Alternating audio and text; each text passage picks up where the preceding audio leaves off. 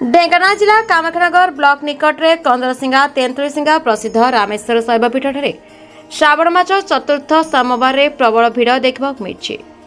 जिला तथा राज्य बाहर कमगरा स्थित ब्राह्मणी नदी और रामायण नदी पुण्यजल नहीं रामेश्वर अभिमुखे यात्रा करथिले। नदी पठरे शिवंकर बालुका पूजा पर पूजार्चना सारी शिव पंचाक्षर गान करी रामेश्वर महादेव को जलाभिषेक करछन्ति। भक्त माने कांधरे बाहुंगी धरी रास्तार बोलबम हर हर बम ध्वनि प्रकंपित होइथिला। उक्त अंचल एक स्वात्विक वातावरण सृष्टि होइथिला। श्रद्धालुओं को उत्साहित करने डाकबाजी यंत्र द्वारा बोलबम गीत गाई उत्साहित करुवा देखा मिली।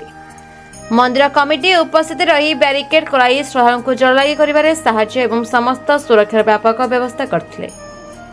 मंदिर तरफ विश्राम नेबा एवं खाद्य परिवेशन व्यवस्था कराଯାଇଥିଲା एवं किछि दुर्घटना को आखि आगे रखी आंबुलांस अग्निशम बाहिनी एवं व्यापक पुलिस मुतयन कराଯାଇଥିଲା।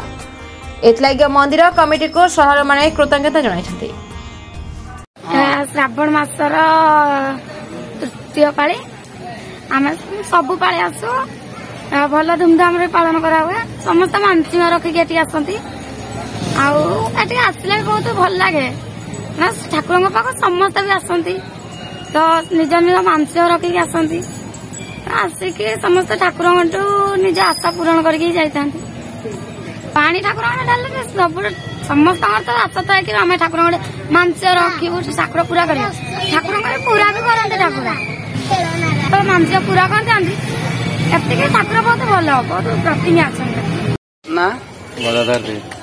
कौन कह श्रावण मासरे काउडी भेषरे आप पानी उठे कौन कह काउडी तो आगु आम भगवान को विश्वास करके व्रत पालुचु जेहेतु आज तो 10-15 वर्ष है आसलुणी ठाकुर को विश्वास अच्छी जेको जिन आम ठाकुर को मागिचु पाइचु आ विश्वास अच्छी तेणुक आम ठाकुर व्रत पालुचु आगू भी जेपर्यंत पारुथबु पालिबु आ ठाकुर प्रतीक्षा ठाकुर आमर ये रामेश्वर ठाकुर आकु पानी ढाड़े आम बहुत फल मिले बोली भक्त मैंने कहते तेणुक ठाकुर पाक आम विश्वास नहीं आम जहाँ भगवान को मागिचु आमर सफल हो।